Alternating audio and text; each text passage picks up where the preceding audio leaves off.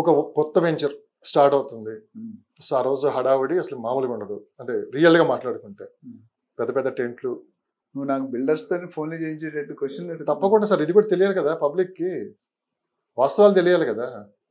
ఆ రోజు మొత్తం చుట్టూ జెండాలు, ప్రాజెక్ట్ చుట్టూ ఒక కొత్త రంగురంగుల జెండాలు. అంటే ఇది రియాలిటీగా వాస్తవంగా జరిగేది ఇదే.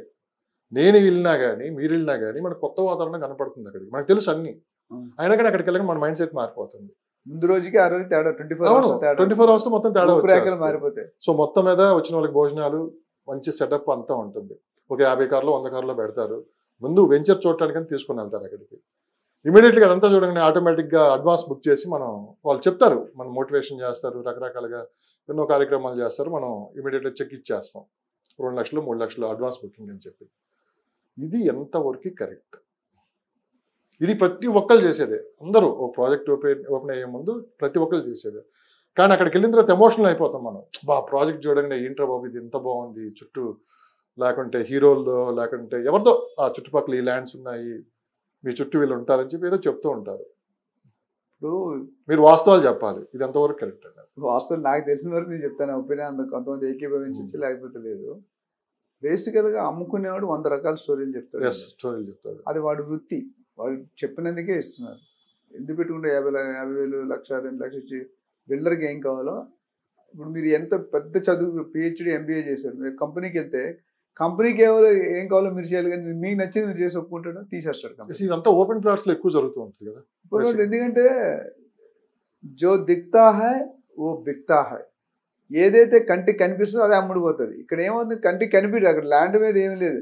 ఇప్పుడు బాగా కొంతమంది బిల్డర్స్ 2,000-3,000 మందిని పిలిచి లంచ్ పెట్టి హీరోయిన్ పిలిచి చేస్తే డెఫినెట్గా దేర్ ఇస్ దాల్మే కాలా అంటాడు. అంటే ఏదో తేడా ఉంది అక్కడ. ఎందుకంటే క్వాలిటీ ఉన్న వాళ్ళు ఎవరు అడ్వర్టైజ్ చేయట్లేదు. మీరు చూసుకోండి, పేర్లు చెప్తే బాగుంటుంది కానీ పెద్ద పెద్ద బిల్డర్స్ అందరూ వాళ్ళ అడ్వర్టైజ్మెంటే కనిపించదు, కానీ సేల్స్ అవుతున్నాయి, కొడుతున్నాను. 150 ప్రాజెక్టులు పెట్టారు.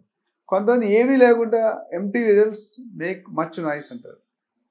నేను కొన్ని ప్లేసెస్కి వెళ్ళినప్పుడు అంత హడావుడిగా ఓపెన్ చేసిన వెంచర్స్ ఈ రోజు అక్కడికి వెళ్తే ఏమీ ఉండదు, ఏమి కాదు కదా, కనీసం అంతా గడ్డి పట్టిపోయి ఎక్కడ ఉందో కూడా తెలియదు. బౌండరీ వాళ్ళు కూడా ఆ రోజు మటుకు ఖచ్చితంగా రోడ్స్ కనపడతాయి, మట్టి రోడ్స్ కనపడతాయి, 2 ప్రొక్లైన్లు కనపడతాయి, ఒక 100 కార్లు కనపడతాయి. ఒక్క రోజే పెళ్లి కూతురిని ముస్తాబు చేస్తే కదా అందంగా. ఎగ్జాక్ట్లీ ఆ రోజుకి ముస్తాబు చేస్తారు. ఆ స్టేజ్ లో చూస్తే నీకు నచ్చదు, నీకు నచ్చదు, ఎవరికి నచ్చదు. ఇక్కడ ఏంటంటే అదే నేను అందరినీ మిక్స్ చేయండి. కార్పొరేట్ బిల్డర్స్ దేర్ ఫాలోయింగ్ తెలియదు. ఎవరంటే కొత్తగా వచ్చే builders, upcoming builders, middle class చిన్న బిల్డర్ ఉందాక అనుకున్న 20, 30, 40 ఫ్లాట్ వీళ్ళేంటి ఓవర్ నైట్ బిలియనీర్ అయిపోవాలనుకుంటారు. అక్కడ అదే నేను చెప్పాను, ఆశ పర్లేదు, అత్యాశకుంటే నేను యాక్సెప్ట్ చేస్తాను. దురాశ వద్దు.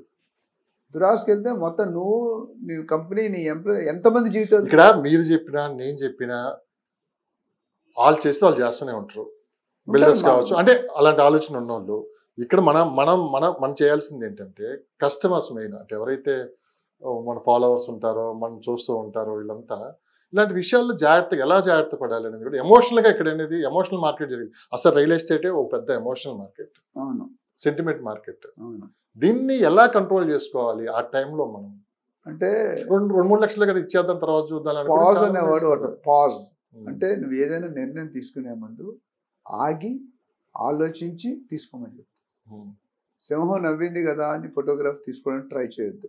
చేస్తే ఫోటోలో ఎవరుంటారో మీకు తెలుసు, మీరుండరు, సింహం ఉంటుంది. ఇక్కడ ఏమవుతుందంటే బిల్డర్ కానీ ఏజెంట్ కానీ ఇంకా ఎవరైనా ఏమైనా స్టోరీస్ చెప్పచ్చు. స్టోరీస్ చెప్పినా మన ఎక్సైజ్ మనం చేసి మన సెంటిమెంట్ ఎమిషన్ కొంతకాలం లోన పెట్టుకోవాలి. అండ్ ఒక చెక్ లిస్ట్ ఉంటుంది. మాలాంటి అడ్వైజర్ దగ్గరికి వస్తే వాళ్ళు ఏదో కోట్లు అడగరు, ఫ్యూ థౌజండ్ ఉంటాయి. వస్తే మీకు ఆ ప్రాపర్టీ మీకు తగ్గిపోతుందా, మీకు సరిపోతుందా, లేదా రిటర్న్స్ వస్తాయా లేదా, డెవలప్ చేస్తారు, బిల్డర్ హిస్టరీ ఏంటి, ఎమ్యూనిటీస్ ఏమి ఇస్తున్నారు, ఆ ఏరియాలో గత 10 సంవత్సరాలుగా ఎంత పెరిగింది, నెక్స్ట్ 10 yearsలో ఏం పెరగబోతుంది, ఎంత పెరగబోతుంది, ఎందుకు పెరుగుతుంది, ఏ విషయాల్లో లొకేషన్ చుట్టూ అడ్వాంటేజెస్. ఇదంతా ఏమీ జరగట్లేదు. అంటే వాస్తవంగా మీరు చెప్పింది కరెక్ట్. ఇది ఎవరు ప్రొసీజర్ ఫాలో అవ్వట్లేదు. ఫాలో అవ్వదు, ఇబ్బంది. ఆ రోజు జరిగింది మాత్రమే, ఆ రోజు ఇచ్చే గిఫ్ట్లో, ఆ రోజు చేసే మొత్తం హంగామాను అదే గుర్తు పెట్టుకుంటున్నారు. అప్పటికప్పుడు 2-3 లక్షలు ఎక్కువ అడ్వాన్స్లు కూడా కాదు, మళ్ళీ 3 లక్షలు కాదు, 11,000 పెట్టి తీసుకున్నారు. 51,000 పెద్ద కంపెనీలు నేను చూస్తాను కదా, 11,000 కట్టండి సార్, తర్వాత మీకు కాదంటే తిరిగి ఇచ్చేస్తారు. జనరల్గా అది రానిరు. అంటే మనం వాళ్ళు ముసుగులోకి వెళ్ళిపోతున్నాం, వెళ్ళకూడదండి. మీరు డబ్బులు ఒక్కటే ఒక్క పాయింట్ కరెక్ట్గా ఉండాలి. ఆ ముసుగులో వెళ్ళకుండా మన హోంవర్క్ మనం చేసుకోవాలండి. ఇందులో ఎవరు బయటోడు వచ్చి హెల్ప్ చేస్తాడు అనుకోవడం కళ, not possible. You go with a trusted agent. మార్కెట్లో ఆయన బ్యాక్గ్రౌండ్ ఎవరైనా ఏజెంట్ వస్తే మీరు ఎన్ని డీల్స్ చేశారు, మాకు ఏమైనా 2 రిఫరెన్స్ ఇవ్వని అడగండి, లేదా వెబ్సైట్ చూడండి. మార్కెట్లో పలానా ఇప్పుడు నా పేరు అంటే అందరికీ మార్కెట్లో నీకు తెలుసు. ఇప్పుడు ఎవరో డాక్టర్ ఫోన్ చేసి ఆ డాక్టర్ కూడా నా వీడియోలు చూస్తాడు, నాకు తెలియదు ఆయన చూస్తున్నాడు. సో మనం కంటెంట్ క్వాలిటీగా ఇస్తే అన్బయాస్డ్గా ఇవ్వాలి, బయాస్డ్గా ఇవ్వద్దు. ఇప్పుడు నాకు చిన్న ఎగ్జాంపుల్, మొన్న ఒక ప్లేస్ నుండి 100 కిలోమీటర్ దూరం ఒక బిల్డర్ వచ్చారు, డెవలపర్. ఫోన్ చేశాడు నాకు, సార్ మీ పేరు వాడుకుంటాను, మీ ఫోటో పెట్టుకుంటానని. ఆయన ఎవరో నాకు తెలియదు. వచ్చాడు, నేను అమ్మన్నాను, డాక్యుమెంట్ పట్టుకున్నాను. పెద్ద జోక్ తెలుసా, 25 ఎకరాల ప్రాజెక్టు 1 ఎకరానికి డబ్బులు ఇచ్చాడు. 24 ఎకరాలు డబ్బులు ఇవ్వకుంటే జీపీఏ రాయించుకున్నాడు. చేసుకుని లేఅవుట్ వేసాడు మంచి. డిటీసీబీ లేదు, హెచ్ఎండి లేదు, యాదాద్రి లేదు, రేరా లేదు. అందులో కొన్ని 100 మంది బయర్స్ ఉన్నారు. ఆ 100 మంది బయర్స్ నేను ఓకే చేస్తే నా పేరు మీద కొంటారు కదా, అంటే నేను వాళ్ళకి అన్యాయం చేసినట్టే కదా. కొన్ని సందర్భాలు మీరు కొన్ని వాస్తవాలు మాట్లాడుతూ ఉంటారు, ఎటువంటి ఇబ్బంది ఉండదు బయట నుంచి మీకు?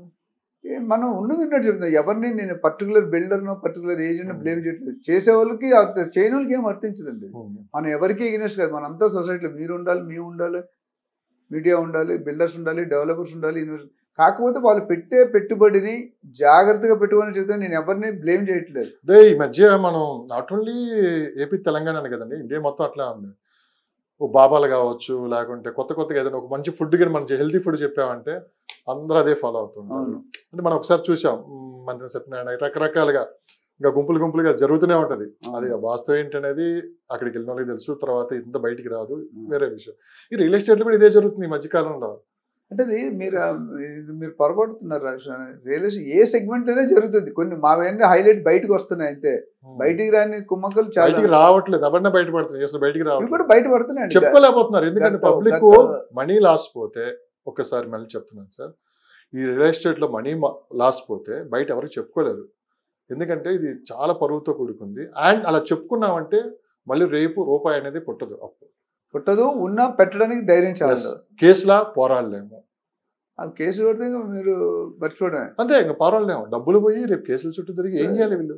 దయచేసి ఈ విషయంలో మనకి 100% మీరు రియల్ ఎస్టేట్లో నిజమైన వ్యక్తులు అంటూ ఎవరు ఉండరు, నమ్మకమైన వ్యక్తులు ఎవరు ఉండరు. మీకల్లా నమ్మకమైనది కేవలం డాక్యుమెంట్స్. గవర్నమెంట్ రూల్ ఏ విధంగా ఉందో ఆ విధంగా మీరు ఆ డాక్యుమెంట్స్ చెక్ చేసుకుని లీగల్గా ప్రతి ఒక్కటికి తెలుసుకున్న తర్వాత మీరు ఆ ప్రాపర్టీ కొంటే మీరు సేఫ్ సైడ్లో ఉంటారు. నాకు తెలిసిన వ్యక్తి లేదు, నాకు తెలిసిన కంపెనీ అని చెప్పి మీరు ముందుకెళ్ళారంటే మటుకు 100% మిమ్మల్ని ఎవరు కాపాడలేరు. నేను చెప్పింది వాస్తవం కదా?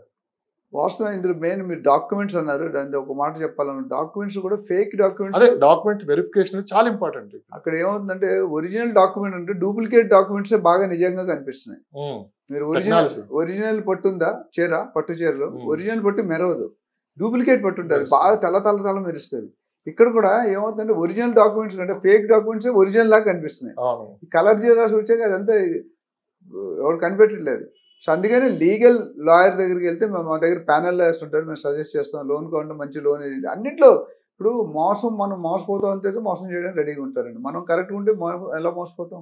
ఇక్కడ ఏమవుతుందంటే ఎమోషన్ అనే సెంటిమెంటు, డిస్కౌంట్ అనే సెంటిమెంటు, ఆ ముసుగులోకి వెళ్ళి పడిపోతున్నాం, బయటికి రాలేకపోతాం. సార్ ఒక ప్రశ్నతో ముగించేస్తాను. ఒక ప్రాపర్టీ ఫేక్ అని తెలుసుకోవటం కదా సార్? ఫేక్ అనేది దాని గ్రౌండ్ వర్క్ చేయాలండి, టైం స్పెండ్ చేయాలి. Don't depend on. అంటే దీనికి ఒక చిన్న ఎగ్జాంపుల్ తీసుకుందాం. ఒక ఫేక్ ప్రాపర్టీ అప్పటికి 50% ఆ సేల్ అయిపోయింది, ఇంకా 50% మాత్రమే మిగిలింది. ఇవి మన కొనే వాళ్ళు ఏమనుకుంటే ఆల్రెడీ 50% కొన్నారు కదా, వాళ్ళకి లేని ఇబ్బంది మనకేం వస్తుంది అని చెప్పి ముందుకెళ్తూ ఉంటారు, చాలా మంది కొంటూ ఉంటారు. ఈ లోపు తెలిసిపోయింది అనుకోండి ఫేక్ అని, మనం ఏం చేయలేము దానికి. అసలు ముందే Day 1 గుర్తించడం వల్ల. నేను చెప్పాను కదా సార్, చాలా వీడియోలో చెప్పాను, 10 పాయింట్స్ ఉంటాయి. ఆ 10 పాయింట్స్ తూచగా 10 పాయింట్స్లో 10 పాయింట్స్ ఓకే అయితేనే కొనాలి. 9 పాయింట్స్ వరకు ఇప్పుడు లీగల్ ఒపీనియన్ ఎలా ఉండేది, ఒక ఎలగేషన్ 3 ఆన్సర్లు ఇస్తారు లాయర్. మీరు డాక్యుమెంట్స్ తీసుకొని వెళ్ళారు. ఫస్ట్ ఏమంటాడంటే ఎస్ అన్నీ బాగున్నాయి నువ్వు తీసుకో అంటాడు, కేస్ 1. కేస్ 2 ఈ 4 డాక్యుమెంట్లు తక్కువనే ఇవి ఉంటేనే తీసుకో అంటాడు, కేస్ 2. కొన్ని వాటిలో వస్తాయి, కొన్ని వాటిలో రావు. 3వది అసలు తీసుకోవద్దు అని అంటాడు. ఇది ఒక డెసిషన్. కన్సర్న్ గవర్నమెంట్ డిపార్ట్మెంట్స్కి వెబ్సైట్స్కి వెళ్ళండి, రేరా కానీ డిటీసీ కానీ అన్ని వెబ్సైట్లు ఉన్నాయి. అదే buffer zone, FTL, last time మనం lakes.hmda.gov, ప్రతి దానికి వెబ్సైట్ ఉంది. మీ కంప్యూటర్స్ అయితే పర్సనల్ ఆఫీస్కి వెళ్ళండి, లేదా మాలాంటి ప్రొఫెషనల్ దగ్గర రండి, లేదా మీరు సొంతంగా చెక్ చేసుకోండి. చెక్ చేసుకుంటే ఈ పర్టికులర్ భూమి FTL బఫర్ జోన్ ఉందా లేదా క్లియర్గా ఉందాడు, మ్యాప్ ఇచ్చి సర్వే నెంబర్ ఇచ్చి ఇస్తున్నాడు. మీరు ఎవరిని అడగక్కర్లేదు, అప్డేట్ అవుతుంది. సో రేరాలో వెళ్తే దీనికి రేరా ఉందని ఆ రేరా నెంబర్ ఇస్తాడు. ఆ నెంబర్ కొడితే ఆ ప్రాజెక్ట్ డీటెయిల్స్ మొత్తం వస్తాయి. ఇది ఇప్పుడు కొంతమంది రేరా ఎక్స్పైర్ అయిన తర్వాత కూడా చేయించట్లేదు, రెన్యువల్ చేయించట్లేదు. అది వ్యాలిడ్ కాదు, బ్యాంక్ లోన్ కూడా రాదు మీకు. సో అట్లా బ్యాంకులో చెక్ చేసుకుంటున్నారు, వెబ్సైట్లో చెక్ చేసుకుంటున్నారు, బిల్డర్ చెప్తున్నాడు, మీ ఏజెంట్ చెక్ చేస్తున్నాడు. ఇవన్నీ ఒక దగ్గర కాదు ఒకటైనా బయటపడుతుంది. So there are ways and means how to check ఆ ప్రాపర్టీ. అంటే అందుకని నేను ఏమంటుంటే, మనకి మీడియా వాళ్ళు real estate doctor real estate చేయలేదు, రియల్ ఎస్టేట్ డాక్టర్ పని చేయలేదు. ఇక్కడ ఏం చేయాలంటే, మీ ప్రాపర్టీ పెట్టుబడి కరెక్ట్గా ఉండాలంటే ఈ ఫాలోయింగ్ ఒక ఏజెంట్ పెట్టుకోండి, బిల్డర్ ఓనర్ని కలవండి, బ్యాక్గ్రౌండ్ చూడండి, లొకేషన్ చూడండి, లొకేషన్ డెవలప్మెంట్ పక్కన గ్రేవ్యార్డ్ ఉందా, నాలా ఉందా, మసీద్ ఉందా, కొన్ని ఉంటాయి, టెంపుల్ ఉన్నా కొంతమంది. ఇవన్నీ కొన్ని తొందరపడకుండా గివ్ సమ్ థాట్. పరిగెట్టి పాలు తాగే కంటే నిలబడి నీరు తాగడం బెటర్. ఎందుకంటే ఎప్పుడు కూడా అమ్మేవాడు ఇప్పుడు ప్రెజర్ పెడతాడు. ఇప్పుడు హైడ్రా కూడా చాలా ఇంపార్టెంట్. ఎందుకంటే మనకు ప్రాపర్టీ ఉంటే ఫ్యూచర్లో అసలు అక్కడికి వాటర్ వచ్చే అవకాశం ఉందా, ఫ్యూచర్లో ఎలాంటి ప్రాబ్లమ్స్ ఉంటాయి కూడా ముందు వాళ్ళు చెప్పేస్తారు. డెఫినెట్గా ఉంటుంది. అన్ని టెస్ట్ చేసి మీరు సాయిల్ టెస్ట్ ఇన్స్ట్రుమెంట్ పెడితే తెలిసిపోద్ది ఎంత డెప్త్ కొట్టవచ్చు, దీని పట్టుదల ఏంటి, దీని పట్టు ఏంటి అనేది. సో ఎవ్రీథింగ్ ఇప్పుడు లేటెస్ట్ టెక్నాలజీలో అన్ని చెక్ చేసుకోవాలండి. ఒక చిన్నపాటి వర్షం పడితే నరకం చూస్తున్నారు కొత్త కాలనీలు. అంతే మరి మునిగిపోతున్నాయి, ఫస్ట్ ఫ్లోర్ మునిగిపోతుంది, సెల్లార్ మునిగిపోతే ఏం చేయలేని పరిస్థితి, ఎవరు చెప్పుకోలేని సెల్లార్లో మా దగ్గర ఒకటి చూసాం, మొత్తం కార్లన్నీ కార్ లెవెల్ ఇచ్చాయి, సెల్లార్ కింద ఉంటుంది కదా. ఇన్నున్నాయి తెలుసా మీకు స్టేట్ లో, నాట్ ఓన్లీ స్టేట్ మొత్తం ఓవరాల్ గా. అంటే హైదరాబాద్ ఫస్ట్ మనకి బంగారాలా కనపడుతుంది ఆ ప్లేస్, అంత అబ్బాయి ఇంతకు మించి వాల్యూ లేదని. ఓ బిల్డింగ్ కట్టి ఒక పెద్ద వర్షం వచ్చిన తర్వాత తెలుస్తుంది అసలు రూపాయి ఏంటి. అంటే రియాలిటీకి నెక్స్ట్ ఉంటాం మనం. అవును, మీకు ఇచ్చే ప్రెజెంటేషన్ PPT 3D ప్రెజెంటేషన్ ఇస్తారు. ఆ PPTలో మనం మొత్తం లైఫ్ అంతా ఖండమైపోతుంది. చూడండి, బట్ వాస్తవాలు ఫిజికల్గా సైట్కి వెళ్ళి చెక్ చేసి దాని మీద మీరు సొంతంగా అధ్యయనం చేసుకోండి. ఈ బిల్డర్ చెప్పే రేటు కరెక్టా కాదు. కొంతమంది జెన్యూన్ ఉన్నారండి బిల్డర్స్, అందరూ మోసగాళ్ళు కాదు. అందరినీ అంటలేదు సార్, అంటే 100 మందిలో 2-3 ఉన్నారు అనుకోండి, ఈ 97 మందికి కూడా బ్యాడ్ నేమ్. అది ఎక్కడైనా కామన్, ఏ ఇండస్ట్రీలోనే కామన్. థ్యాంక్ యూ సార్, మరొక ఎపిసోడ్తో మళ్ళీ కలుద్దాం. ధన్యవాదాలు. Thank you.